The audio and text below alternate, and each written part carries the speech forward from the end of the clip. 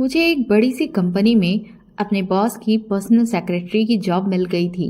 जबकि पहले ही दिन मेरे बॉस ने मुझे 2 लाख का एडवांस चेक दे दिया और कहा कि मैं उससे अपनी ज़रूरत की सारी चीज़ें खरीद लूं। मैं बहुत खुश थी और खुद को बहुत भाग्यशाली समझ रही थी।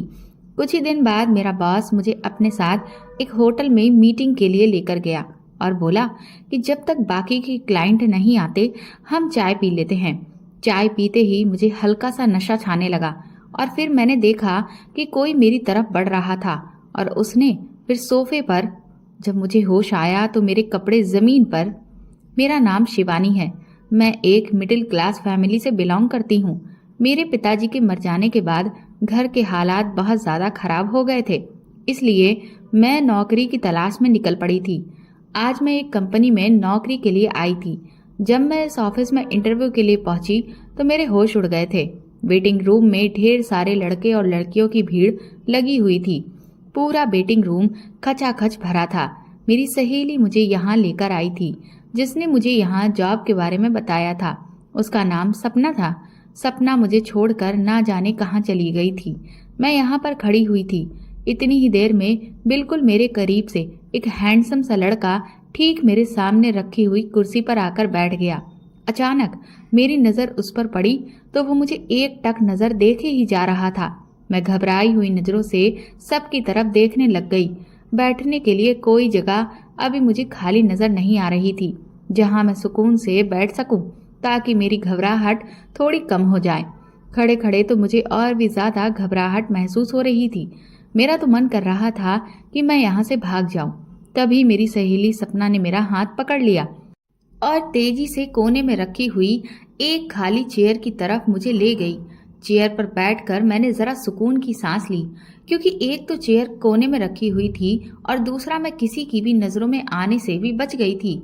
मुझे जरा बैठने के बाद कुछ सुकून मिला तो मेरी नजर अपने कपड़ों पर गई, जो बहुत मामूली से कपड़े थे। और मैं जिस माहौल से निकलकर यहाँ आई थी उसके हिसाब से मैंने अपने दुपट्टे को फैलाकर ओढ़ा हुआ था, जबकि इस ऑफिस में आई हुई लड़कियां खाते पीते घरों की लग रही थीं। किसी भी लड़की के कपड़े मेरी तरह मामूली से नहीं थे और यही चीज मुझे बहुत परेशान कर रही थी। वेटिंग रूम में मुझे मिलाकर तकरीबन 16 लड़कियां और लगभग कुछ लड़के भी बैठे हुए थे। लड़कों को तो मैंने नहीं गिना था, लेकिन अपने साथ बैठी हुई लड़कियों को देखकर मुझे ये एहसास होने लगा कि यहाँ पर मेरी दाल गलने वाली नहीं है, क्योंकि यहाँ पर आने वाली हर दूसरी लड़की मुझे बहुत ही ज़्यादा मॉडर्न और काफ़ी तेज तर्रार लग रही थी। उनकी ड्रेस, उनके सैंडल, उनके पर्स, उनका मेकअप, सब कुछ देखकर जो आइडिया मैंने लगाया था, उससे मुझे अपने दुपट्टे से ढका हुआ शरीर बहुत बुरा सा लग रहा था। इस जॉब के लिए कम से कम मेरे जैसी संस्कारी और मामूली सी शकल वाली लड़की तो किसी भी हाल में फिट नहीं बैठेगी। यहाँ पर बैठी हुई किसी भी लड़की के गले में दुपट्टा तक नहीं था। सभी लड़कियां छोटी छोटी ड्रेस या फिर जीन्स टॉप में मौजूद थीं। सिर्फ एक मैं ही थी जिसने सलवार कमीज पहना हुआ था। मैं इन लोगों के सामने बहुत आम सी लग रही थी। इन लड़कियों ने इतने छोटे कपड़े पहने हुए थे कि इनका काफी हद तक शरीर उनमें से नजर आ रहा था।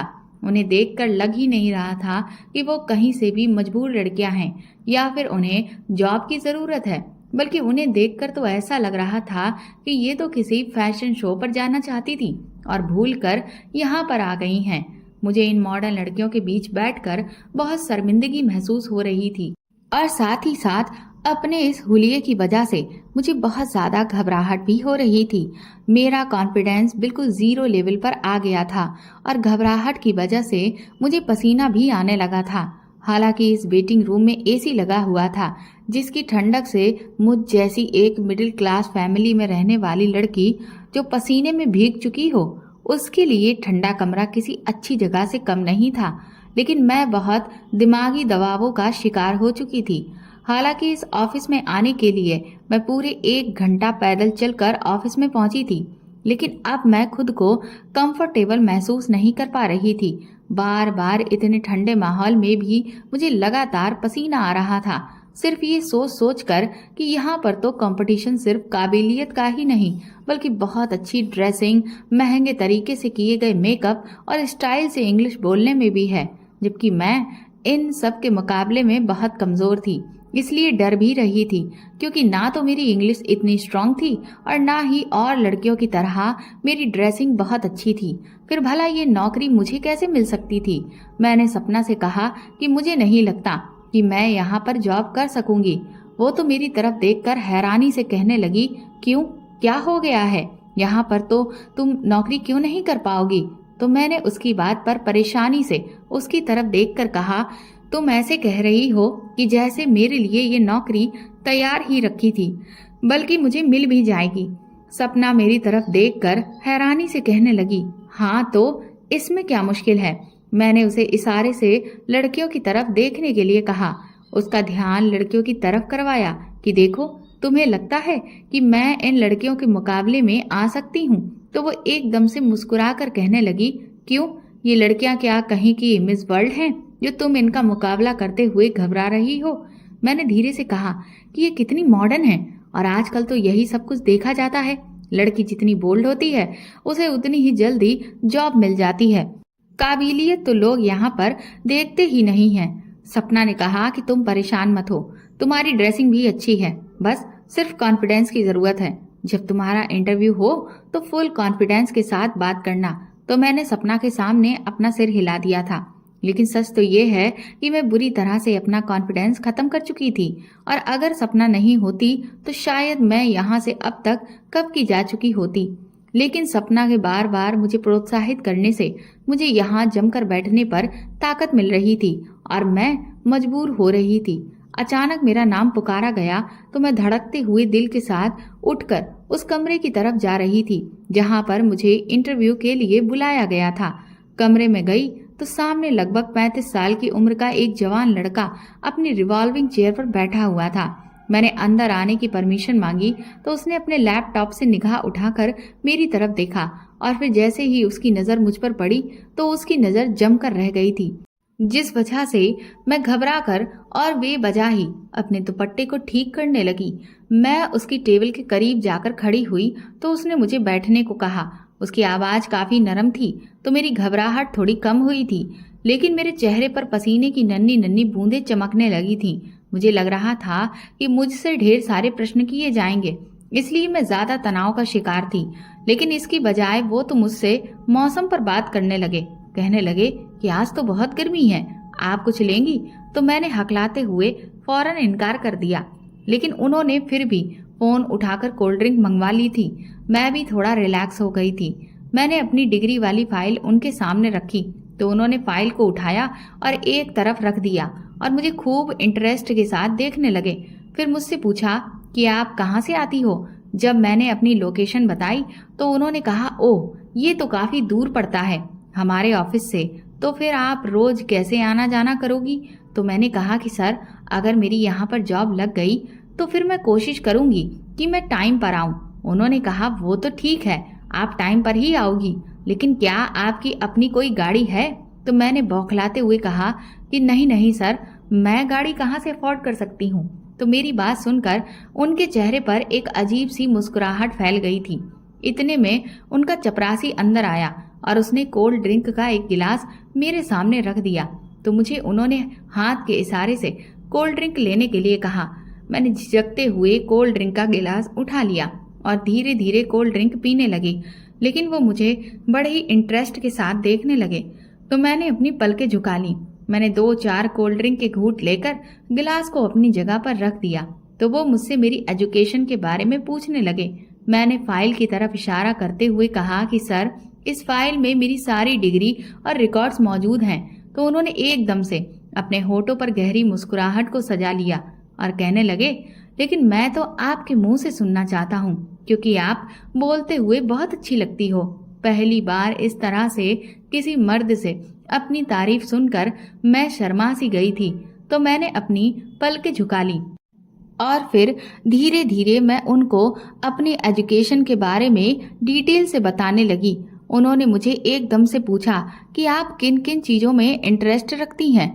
मैं उनके इस सवाल पर बड़ी हैरान हुई थी कि वो मुझसे मेरी एजुकेशन या ज़रूरी इन्फॉर्मेशन लेने के बजाय सिर्फ मेरे बारे में जानना चाहते हैं। उनके सवाल बड़े ही अजीबोगरीब थे। वो कहने लगे, आप रात को क्या करती हो? सुबह कब उठती हो? रात को अगर देर तक जागती हो तो क्या करती हो?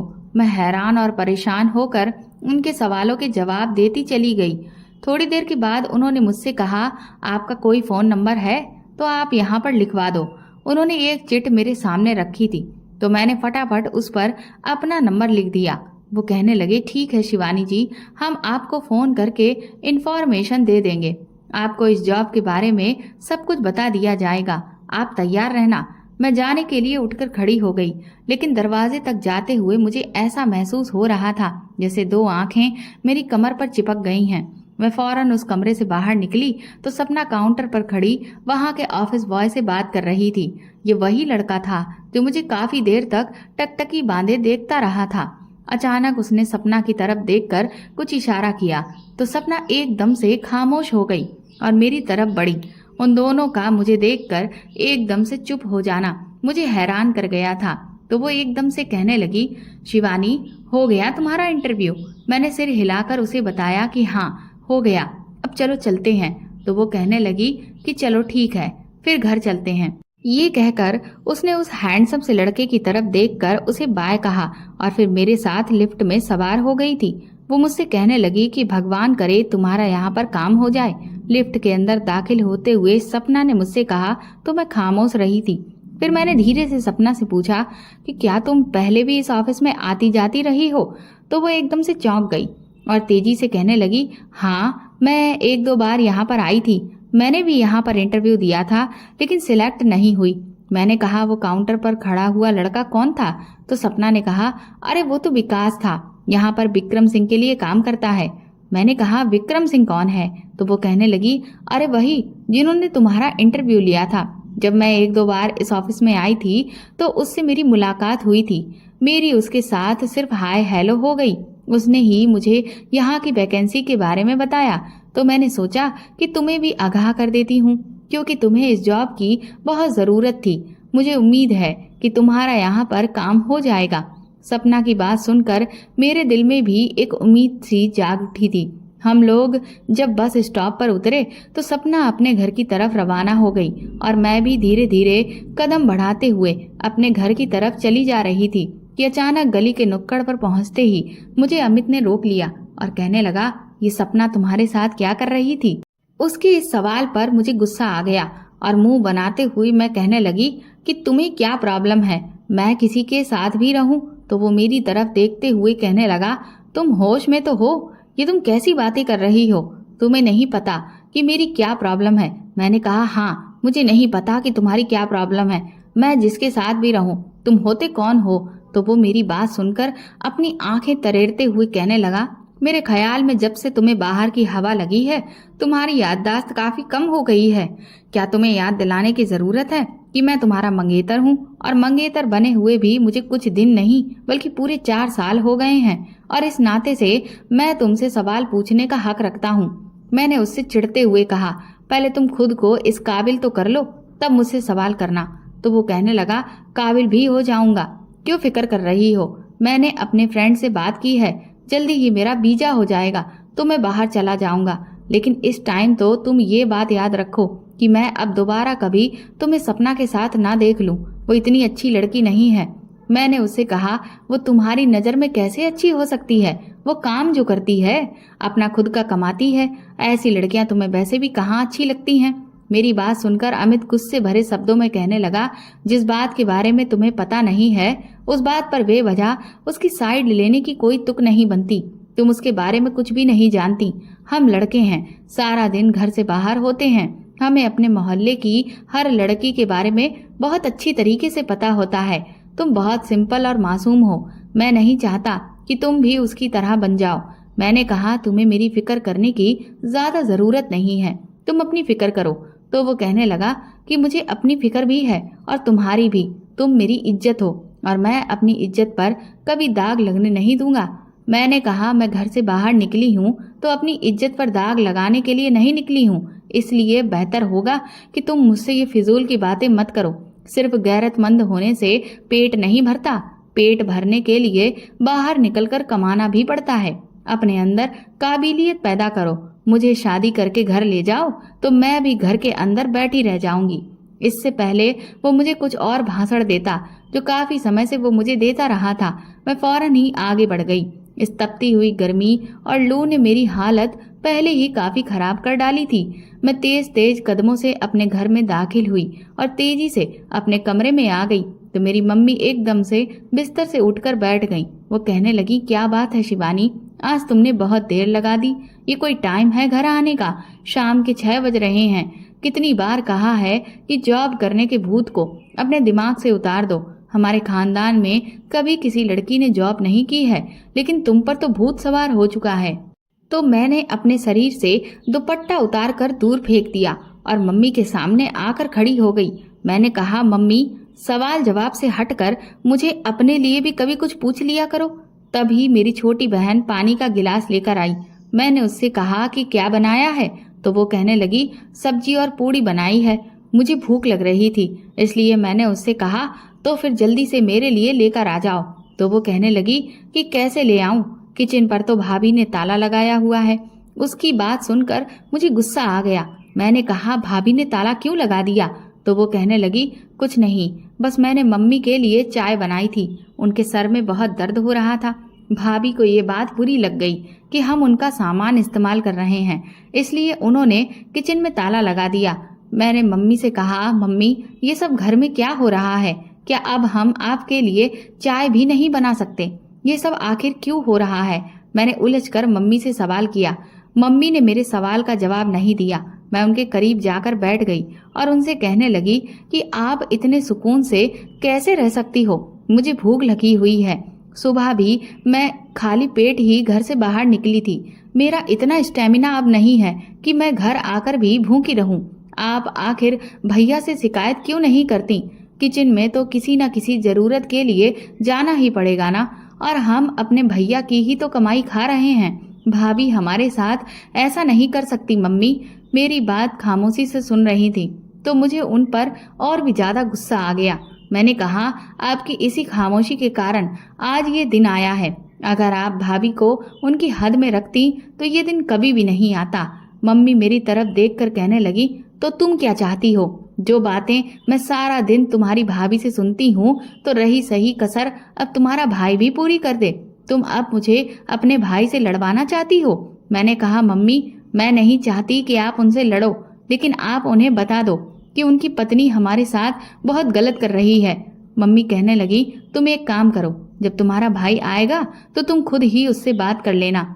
मेरा मन कर रहा था कि मैं जोर जोर से रो लूं। मैं भाभी का भी सामना नहीं कर सकती थी, क्योंकि उनका और मेरा 36 का आंकड़ा था। मैं इतना जरूर जानती थी कि उन्होंने जो किचन को ताला लगाया है वो सिर्फ और सिर्फ मुझे तंग करने के लिए किया है, वरना मम्मी और मेरी बहन से तो उनकी कोई लड़ाई नहीं है, और मुझसे भी लड़ाई की वजह सिर्फ उनका भाई है। वो बस यही चाहती हैं कि जल्द से जल्द मेरी शादी उनके निकम्मे भाई से हो जाए, जो कोई काम नहीं करता, जिसकी जेब में कभी 1 रुपया नहीं मिल सकता और ना ही उसके ऊपर कोई जिम्मेदारी है। भाभी जब शादी करके हमारे घर आई तो उन्होंने अपने भाई के लिए मुझे पसंद कर लिया था, और वो चाहती हैं कि जल्द से जल्द मेरी उनके भाई के साथ शादी हो जाए। इसीलिए उन्होंने मेरा उसके साथ रिश्ता फिक्स करवा दिया था, लेकिन मैंने साफ साफ इनकार कर दिया, और उसकी वजह यही थी कि मैंने पिताजी के मरने के बाद इस घर में जिस तरह के हालात देखे थे, उसने मेरे अंदर इतनी समझ पैदा कर दी थी कि मैं सिर्फ और सिर्फ ये सोचने पर मजबूर हो गई कि मर्द अगर कमाता हो तो जिंदगी के 4 दिन सुख से गुजर जाते हैं, और अगर वही मर्द कुछ नहीं कमाता हो और अपनी जरूरत के लिए भी अपने माता पिता के आगे हाथ फैलाता है, तो कल वो अपनी पत्नी की जिम्मेदारी कैसे उठा पाएगा? भाभी तो बस किसी भी तरह से अपने नाकारा भाई की शादी मेरे साथ करवा देना चाहती थी, क्योंकि उनको पता था कि उनके भाई को मेरी जितनी खूबसूरत और पढ़ी लिखी लड़की नहीं मिल सकती। इसलिए उन्होंने अपने भाई के लिए मुझे निशाना बनाया हुआ था। भाभी ने मुझे समझाने की बहुत कोशिश की थी। मैंने भाभी से यही कहा था कि अगर वो मुझसे शादी करना चाहता है तो फिर अपना कारोबार कर ले। अगर उसे कहीं नौकरी नहीं मिल रही है तो क्या हुआ, वो अपनी कोई छोटी सी दुकान ही कर ले। लेकिन वो तो किसी तरह का कोई काम काज करना ही नहीं चाहता, तो ऐसे में मैं उससे शादी नहीं कर सकती। मेरे भैया ने तो पिताजी के मरने के बाद पूरे घर की जिम्मेदारी उठा ली थी। आपके भाई को मेरे ही भैया को देखकर कुछ सीख लेना चाहिए। इस बात पर भाभी पहले तो चिढ़ गईं और उसके बाद उन्होंने मुझसे दुश्मनी रखना शुरू कर दी। भैया शुरू से बिल्कुल ठीक थे, लेकिन जब से उनकी गवर्नमेंट जॉब लगी थी वो सारी की सारी सैलरी लाकर मम्मी को दिया करते थे। लेकिन एक बार उनकी सैलरी में से कुछ पैसे गायब हुए तो भाभी ने घर में हंगामा कर दिया कि अब की बार की सैलरी उन्हें चाहिए। आज अगर थोड़े पैसे गायब हुए हैं तो कल सारी सैलरी गायब हो जाएगी।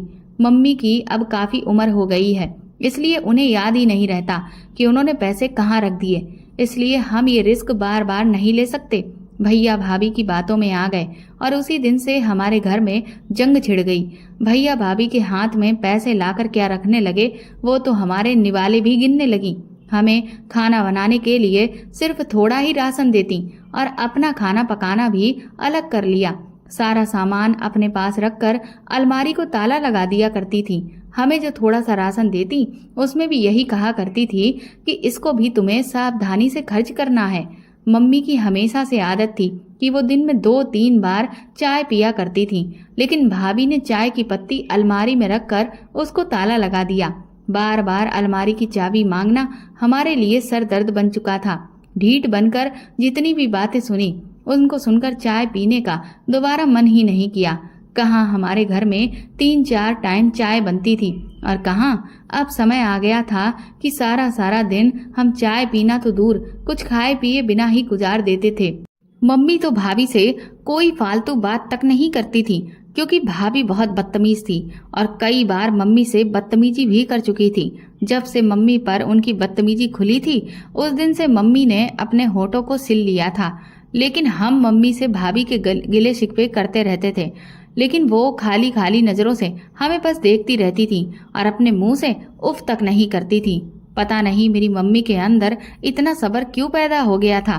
शायद वो ये बात अच्छे से समझ चुकी थी कि अब उनका दौर खत्म हो चुका है।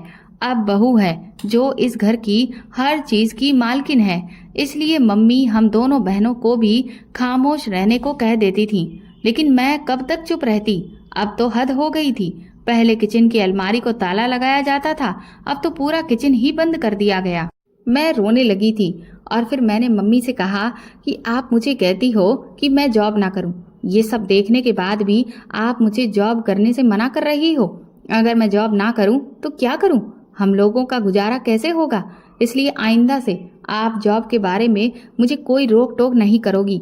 अगर आप मुझे हौसला नहीं दे सकती तो आपको कोई हक नहीं बनता कि आप हमारा हौसला तोड़ दें।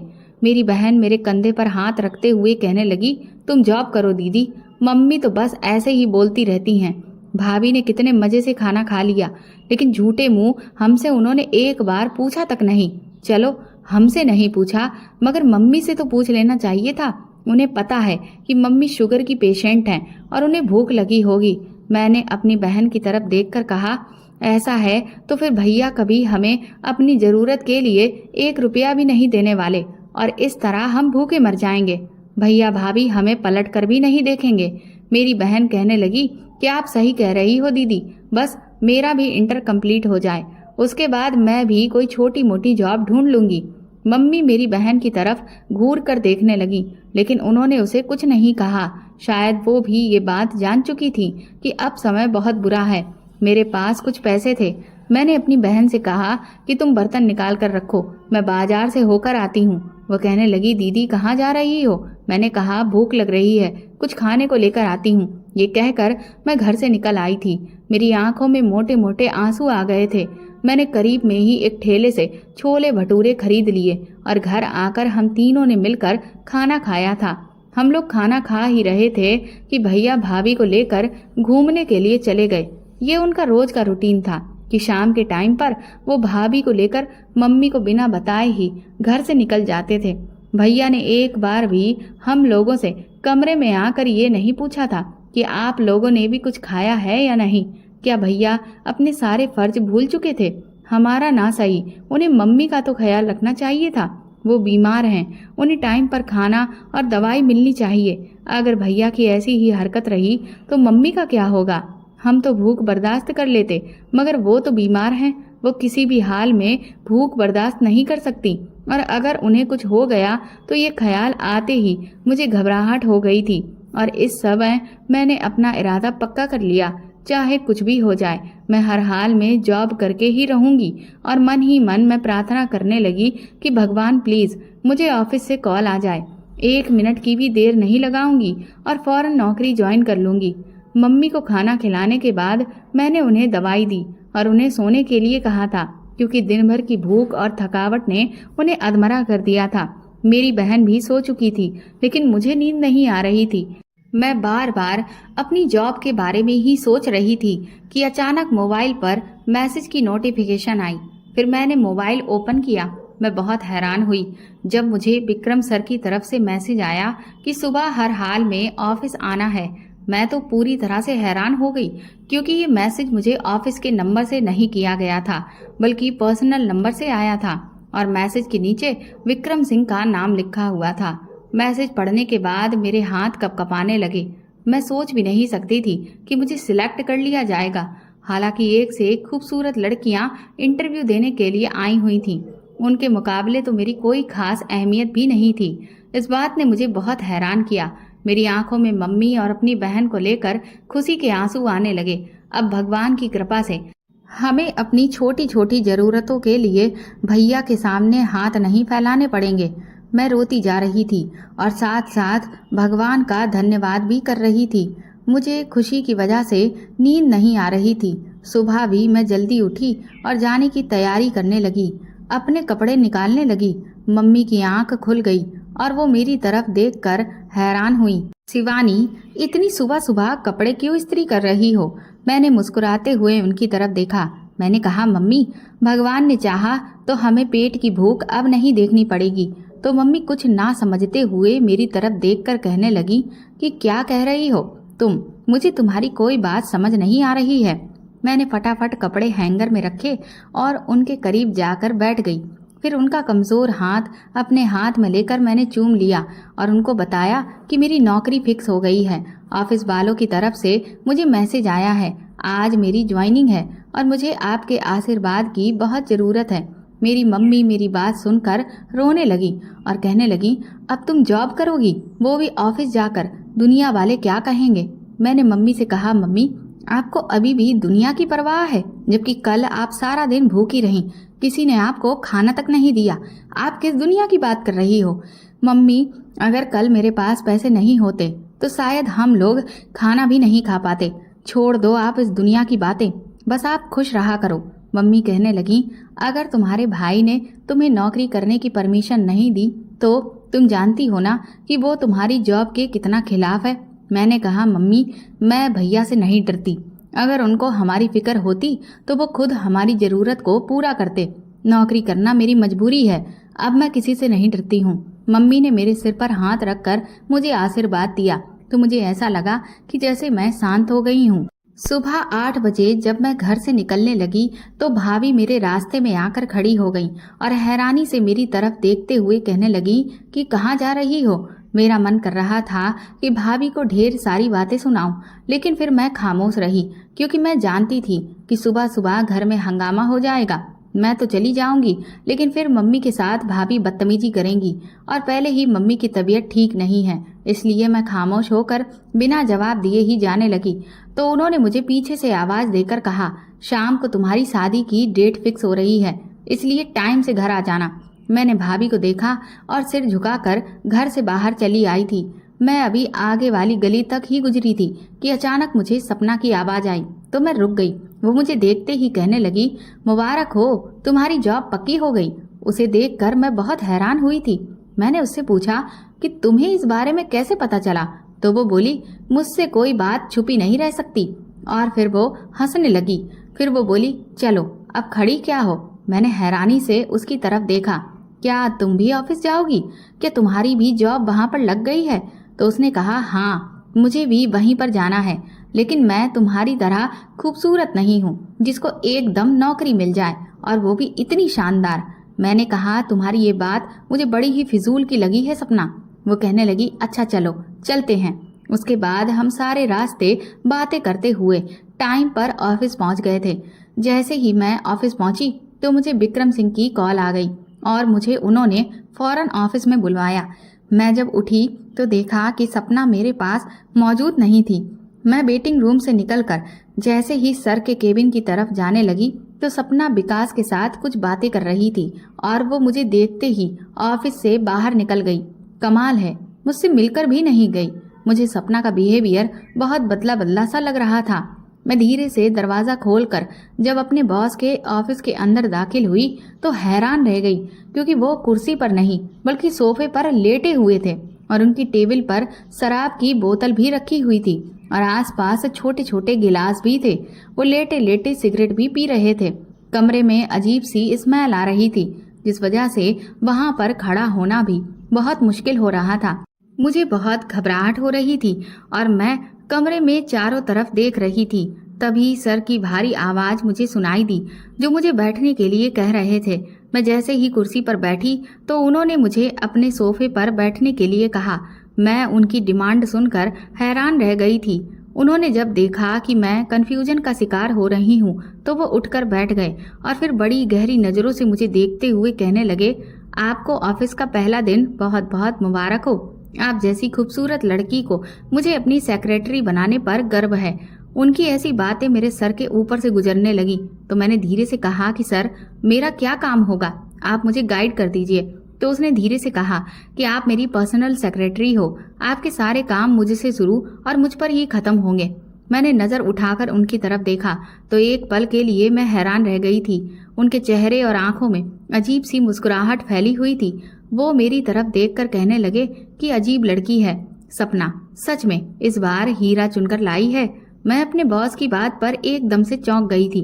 फिर उन्होंने अपनी जेब से एक चेक निकालकर मेरे सामने रख दिया था और कहा कि ये उठा लो, 2 लाख का चेक है। मैंने हैरानी से उनकी तरफ देखा कि सर, ये तो बहुत ज्यादा है और मैंने तो अभी कोई काम भी शुरू नहीं किया।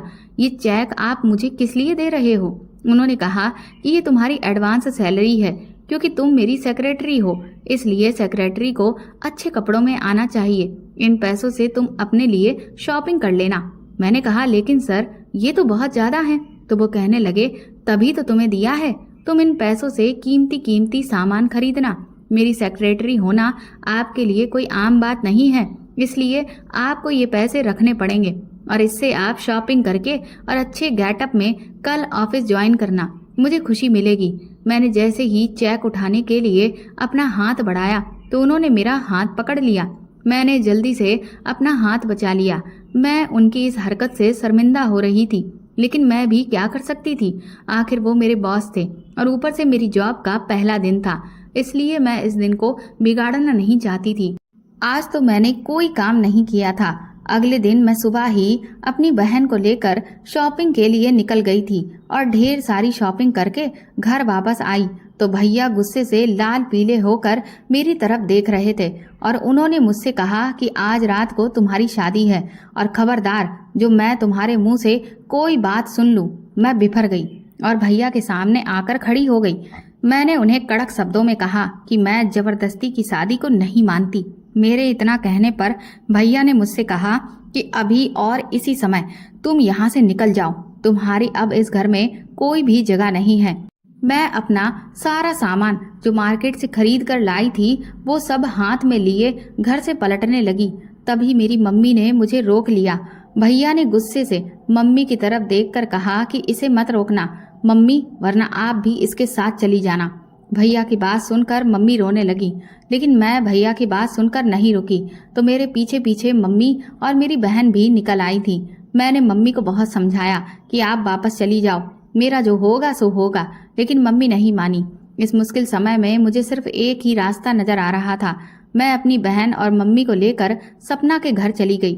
सपना के घर पर उसकी बूढ़ी माँ और वो दोनों अकेले ही रहती थीं। उसका कोई भाई भी नहीं था। उसके पिता पहले ही मर चुके थे। सारे घर की जिम्मेदारी सपना ने अपने कंधों पर उठा रखी थी। उसने हमें बहुत अच्छे तरीके से अपने घर में रखा और एक कमरा हमें रहने के लिए दे दिया। मैंने यही सोच रखा था कि मैं बहुत जल्द अपने घर का इंतजाम कर लूंगी और ज़्यादा दिनों तक सपना पर बोझ नहीं बनूंगी। और दूसरी तरफ विक्रम सिंह के ऑफिस में मुझ पर उनकी मेहरबानियां बढ़ते हुए देखती तो मैं दिल ही दिल में डरने लगी थी। एक दिन मैं ऑफिस में दाखिल हुई थी कि सामने से आते हुए विकास ने मुझे रोक लिया और धीरे से कहा कि अच्छा होगा कि तुम ये जॉब छोड़कर चली जाओ। तुम एक अच्छी और शरीफ घर की लड़की लगती हो, ये तुम्हारी जगह नहीं है। जाने क्यों मुझे उसकी बात पर बहुत चिढ़ हो आई, लेकिन मैंने उसकी बात को वैल्यू नहीं दी और आगे बढ़ गई। अब तो वो हर रोज ऐसा ही करने लगा था। मैं जब भी ऑफिस आती तो वो आगे बढ़कर मुझे यही बात करता, लेकिन मैं हमेशा उसकी बात पर मुस्कुराकर उसे इग्नोर कर जाती थी। एक दिन मुझे बॉस ने कहा कि मीटिंग के लिए हमें एक होटल में जाना है। उस दिन मेरी तबीयत कुछ ठीक नहीं थी। मैं जल्दी घर वापस जाना चाहती थी, लेकिन मैं बॉस को इनकार नहीं कर सकी और उनके साथ चल पड़ी। होटल पहुंचकर बॉस मुझे कमरे में ले गया और मुझसे कहने लगा कि अभी थोड़ी देर तक बाकी सारे मेंबर्स भी पहुंचने वाले हैं, तुम चाय पी लो। चाय पीते ही अचानक मेरा सर घूमने लगा और मैं वहीं सोफे पर ही बैठे बैठे बेहोश हो गई। जब मुझे होश आया तो मैं तड़प तड़प कर रोने लगी, क्योंकि मैं बॉस के हाथों पूरी तरह से बर्बाद हो चुकी थी। मैंने चीख चीख कर कमरा सर पर उठा लिया तो बॉस ने एक जोरदार थप्पड़ मेरे मुंह पर मारा और कहने लगा कि एक तो खुद मुझे अपनी तरफ खींचती हो और ऊपर से मुझ पर ही इल्जाम लगा रही हो। खबरदार जो मुझे दोबारा ऑफिस में नजर आई तो मेरी इज्जत खराब करके वो खुद तो साफ सुथरा होकर उस कमरे से चला गया था, जबकि मैं फूट फूट कर रोने लगी थी। इतने में विकास अंदर दाखिल हुआ तो मैं खुद को समेटते हुए उठ खड़ी हुई थी। विकास ने मेरी तरफ अफसोस से देखा और जमीन से मेरा दुपट्टा उठाकर मुझे उड़ा दिया और मुझे बहुत ही खामोशी से लेकर उस कमरे से बाहर निकल गया। रास्ते में मैंने रोते हुए उससे कहा कि मुझे किसी तरह सपना के घर छोड़ दो, इस मुश्किल समय में वही मेरा साथ देगी। तो वो फीकी सी मुस्कुराहट से मुझे देखकर कहने लगा, जिसने तुम्हें इस दलदल में फंसाया है तुम फिर उसी के पास जाना चाहती हो। मैं उसकी बात सुनकर हैरान रह गई थी। विकास ने मुझे बताया कि सपना विक्रम सिंह के लिए काम करती है और उसके लिए नई नई लड़कियां उसका दिल बहलाने के लिए आए दिन लेकर आती है। तुमसे पहले भी वो कई सारी लड़कियों की इज्जत बर्बाद करवा चुकी है, इसलिए मैं तुम्हें समझाता था, लेकिन तुमने मेरी एक भी नहीं सुनी। उसकी बातें सुनकर मेरे पैरों तले से जमीन निकल गई थी। मैं तो सपना को अपनी दोस्त और हमदर्द समझती थी, लेकिन वो तो मेरी सबसे बड़ी दुश्मन निकली। अब मुझे अपने से ज्यादा अपनी बहन की फिक्र थी कि कहीं वो उसको कोई नुकसान ना पहुंचा दे। मैंने विकास से कहा कि ये मामला इतना सीधा नहीं है, मुझे फौरन पुलिस स्टेशन लेकर चलो। मैं विक्रम सिंह के खिलाफ रिपोर्ट दर्ज करवाना चाहती हूँ, लेकिन पुलिस स्टेशन में हमें कल आने के लिए कहा गया। विकास मुझे लेकर सपना के घर गया तो उसके घर पर ताला लगा हुआ था। ये देखकर मैं परेशान हो गई कि ना जाने मेरी मम्मी और बहन कहाँ गई होंगी। मैंने चुपके से मोहल्ले के एक बच्चे को भैया के घर भेजा ताकि वहां जाकर वो देख सके कि कहीं मेरी मम्मी और मेरी बहन भैया के घर पर तो नहीं है। लेकिन बच्चे ने आकर मुझे बताया कि वो वहां पर नहीं है, तो मेरा दिल अब बुरी तरह से घबराने लगा।